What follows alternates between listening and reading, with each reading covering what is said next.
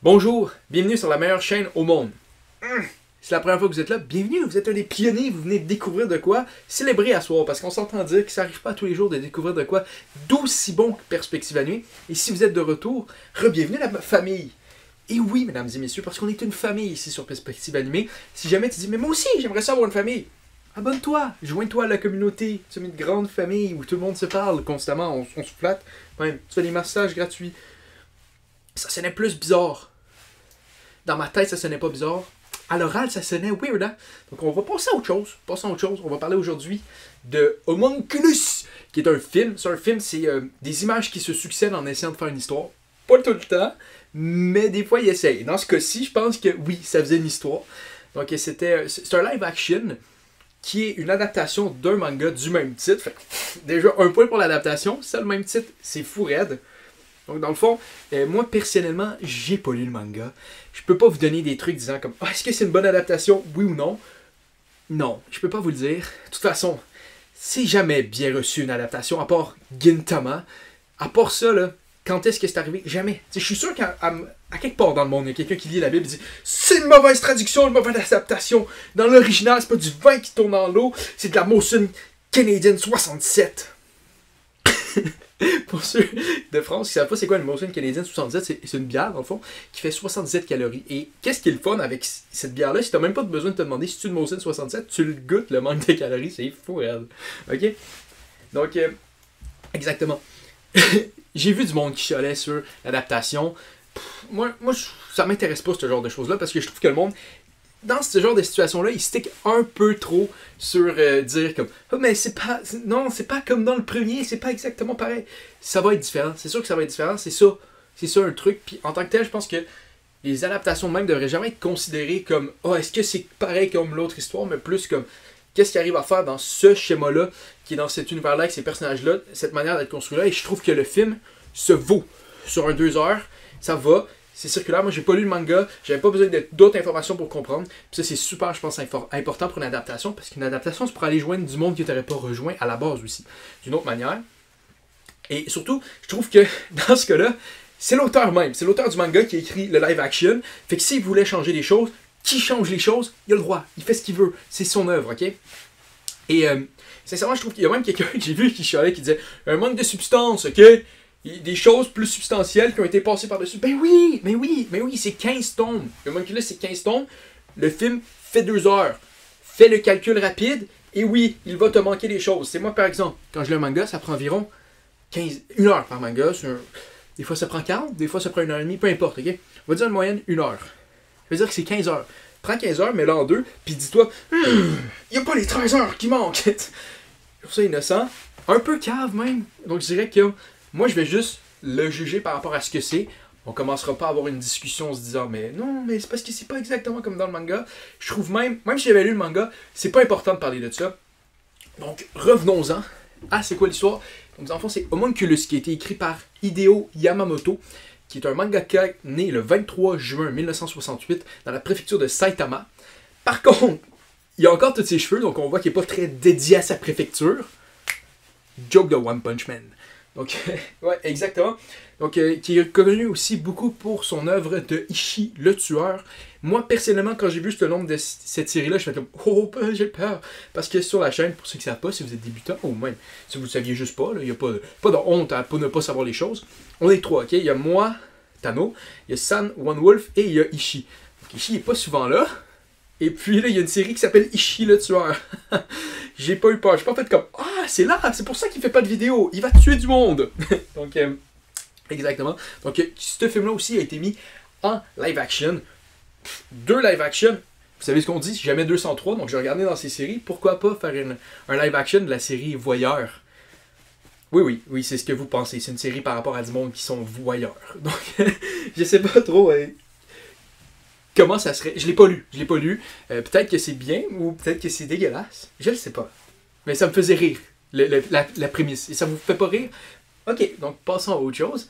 Je trouve aussi, il n'y avait pas beaucoup d'informations sur ce manga-là. J'aurais aimé ça vous en donner plus, mais il n'y en avait pas. Donc je me suis dit, je vais en inventer une. Tant qu'à être là, on va inventer une information. On ne voudrait pas quand même sortir de là juste en ayant sa date de naissance. Les rumeurs veulent, mes sources confirmées, mes sources du Japon, ok, me confirment que Hideo Yamamoto serait le fils caché bâtard de Osamu Tezuka. Je vous le dis, c'est pas vrai, mais au moins c'est une information, une fausse information, mais une information, donc ça, je vous ai dit un petit peu de trucs sur Hideo Yamamoto. Passons à autre chose, revenons à Homunculus. Donc, Homunculus, c'est quoi l'histoire? Donc en fait, on suit Susumu Naoshi, dans le fond, qui est un salaryman. Pour ceux qui ne savent pas c'est quoi un salaryman, c'est au Japon, c'est un terme qui est utilisé pour quelqu'un qui a un job de bureau qui fait un salaire. C'est dans le nom, c'est pas un nom qui fait pas de sens. Quoique si le nom était vraiment pour représenter de quoi, ça aurait pu être pour me représenter moi, un salaryman. Parce que je fais rire le monde. Ça aurait pu être moi, un salarié. Salarié. Excusez-moi, je suis comme en feu en ce moment, sincèrement. Je dis des phrases, ça s'enchaîne et ça ne fait que plus de sens à chaque fois que je parle. Donc, en fait, ce gars-là, il a perdu la mémoire, dans le fond. Et ça, c'est quelque chose, sincèrement, des fois que j'aimerais. Par exemple, si jamais vous avez un pouvoir de faire effacer des mémoires au monde, venez me voir. Il y a une situation où à un moment donné, j'étais dans une. Que j'aimerais bien oublier. J'étais dans une cafétéria, j'étais arrivé, je dis, pourrais-tu avoir les carottes? Puis on dit, c'est des patates douces. J'aimerais ça l'oublier, s'il vous plaît. Donc bref, ce gars-là, il a oublié des choses et il vit dans son auto. Il vit dans son auto entre les sans-abri et les riches. Pourquoi? Parce que comme ça, il est intéressant. Bon, ils vont probablement aller le voir de temps en temps. Ils font, pourquoi t'es entre les deux? Puis il fait, parce que c'est cool. Je sais pas. Pourquoi il vit entre les deux? C'est un peu nébuleux. Je pense que c'est peut-être plus, comment je dirais ça, une métaphore ou quelque chose du genre, plus que réellement être un move d'humain normal. Donc, bref, exactement. Donc, lui, il vit comme entre les deux dans son auto. Et jusqu'à temps qu'il y a un gars de médecine, un étudiant de médecine qui vient le voir et il dit, hey, toi, tu veux-tu du cash? Puis il fait comme, pas vraiment du cash, mais de quoi tu me parles? Puis il dit comme, veux-tu une trépanation? Tu sais, une trépanation, c'est un trou dans le crâne, ok? Je trouvais ça intéressant. Quand j'ai vu le film, je me suis dit, wow, la trépanation, c'est de quoi qui existe pour de vrai? Quand j'ai fait mes recherches sur Internet, je me suis dit, je vais vous donner des infos. Après avoir ouvert quelques pages, vous n'aurez pas d'infos. C'était dégueulasse. J'ai vu des images, okay? Des images que j'aimerais imprimer personnellement pour pouvoir les brûler physiquement, tellement je voudrais qu'ils sortent de mon esprit. Okay? Donc, je ne vous le conseille pas. Je ne vous conseille pas de marquer trépanation. C'est un trou dans le crâne. Juste dans la boîte crânienne. C'est tout ce que vous avez besoin de savoir pour savoir que c'est horrible à regarder comme photo. Oui, exactement. Lui, il reçoit la trépanation et après ça, il y a un sixième sens qui s'installe. Il commence à voir les homunculus du monde. C'est le titre! Ouais, c'est le titre! Le titre a un sens par rapport au film. C'est complètement fou, mais c'est ça, exactement. Donc, il voit les homunculus. Les homunculus, c'est quoi? C'est une représentation du stress déjà. Donc là, il y en a peut-être qui se demandent, Tano, ce serait quoi, toi, ta représentation du stress? Très simple, ok? Ce serait un bonhomme serait représenté. Donc, dans le fond, je serais là. Puis, si le bain a reçu son burger, il voit de la moutarde. Pas demander de moutarde. Oh, il faut que j'aille. Ça, c'est mon stress. Mon stress, c'est faut que j'aille dire que j'ai pas demandé de moutarde. Bon, ça a l'air, j'aime la moutarde. Ok, ça serait ça, la représentation de mon stress, personnellement. Donc, c'était ça pas mal pour un résumé de l'histoire, à moins que vous vouliez que je vous spoile. Et dans ce cas-là, vous n'êtes pas à la bonne place. Pour une petite note par rapport à ça, je checkais un peu. Pour trouver des infos sur le film, tout ça, puis je suis tombé sur une critique, puis sincèrement, je comprends pas le point de ça. C'était une critique tout le long, puis c'était pas une critique, c'était pas une review, c'était pas de quoi pour dire au monde, hey, allez l'écouter ou pas, c'était juste un résumé du film. T'es comme, mais c'est quoi le but de ça? Donc moi, je fais pas ça. Moi, je vous ai dit, ça, c'est la prémisse du film. Le reste, je vous en parlerai pas. Donc, parlons de qu'est-ce que j'en ai pensé. Premièrement, je trouve que les dessins étaient fabuleux. On aurait quasiment cru que c'était du vrai monde. Je suis taquin, c'est un live action. Pour ceux qui c'est un live action, c'est pas des dessins, ok? Mais pour ce qui en est de l'histoire, j'ai trouvé l'histoire très, très intéressante. Je trouve que j'ai été pris dans l'histoire. Moi, je trouve que c'est un des points, tu sais, un film, il faut que tu sois pris. Il faut que tu sois dedans, il faut que tu sois concentré dans ce qui se passe. Et ça le fait beaucoup. Pour vrai, j'étais dans mon lit, j'écoutais, puis j'ai dû me faire un massage de cœur parce que j'étais tellement concentré sur le film, j'oubliais de tout faire autour. C'est pas vrai, ok? Et il n'y a pas peur pour moi, j'ai pas arrêté de vivre, mais il y a des fois que j'étais comme, tu sais, je le sentais que j'étais investi par rapport à ce qui se passait. Donc ça, je pense que c'est l'important. Rendu là, ça fait cette job-là. Ça, c'est assez bon. Je trouve que l'esthétique en tant que telle, les personnages et l'histoire, comment que ça bouge, à être vraiment à rentrer là-dedans. Il y a des shots, des très très belles, puis pas belles dans le sens comme ça te sort du film, mais ça te reste dans le film. Donc je trouve que en général, je suis pas un expert en caméra puis toutes ces affaires-là, mais je trouve que c'était très bien, très beau par rapport à ça. Sinon, il y a un mystère, ok? Un mystère qui est un petit Martin Mystère, ok? C'est pas super gros que ça. Il y a personne qui va être surpris. Donc si c'était le genre de personne qui est comme moi j'aime ça quand le film me surprend. Donc ce sera pas ça. Tu seras pas tant surpris. Mais ça fait la job. Parce que quand t'es vraiment pogné dans le film, comme moi je l'ai été, je me posais même pas la question. Je suis pas sorti, ok? Je suis pas sorti de moi-même, j'ai pas arrêté le film, j'ai pas dit bon, faisons-moi un tableau pour trouver c'est quoi le truc. Ça m'est arrivé. J'ai déjà écouté des films, puis là tu sors, tu arrives, tu sors le tableau, tu mets les fils, tu fais comme tata, je l'ai trouvé, ha ha ha, puis tu reviens dans ce film. Pas là, je t'ai investi, je me posais même pas la question. Si je m'étais posé la question, ça aurait probablement pris 3 villes, fait comme ha ha ha. J'avais pas besoin de Scooby et la gang pour résoudre ce mystère-là, mais c'est pas ça le point, je pense, de l'histoire.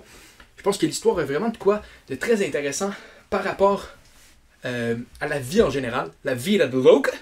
Comme ça qu'on dit vie en espagnol. Je vous jure. Demandez à San Juan Wolf. Il va vous le dire, c'est exactement le même.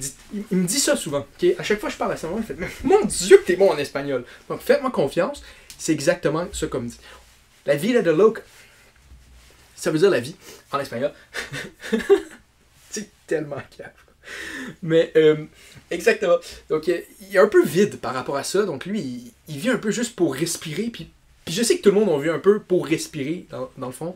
Mais dans le sens de comme il n'y a aucun but. Il respire. Il va jusqu'à la prochaine journée. Ça s'enligne sans aucun point. Il n'y a pas de but. Si on voulait régler son problème pour pas que le film arrive, on pourrait comme aller dans l'univers du film, il mettre un but de soccer devant lui, dire t'en as un but là!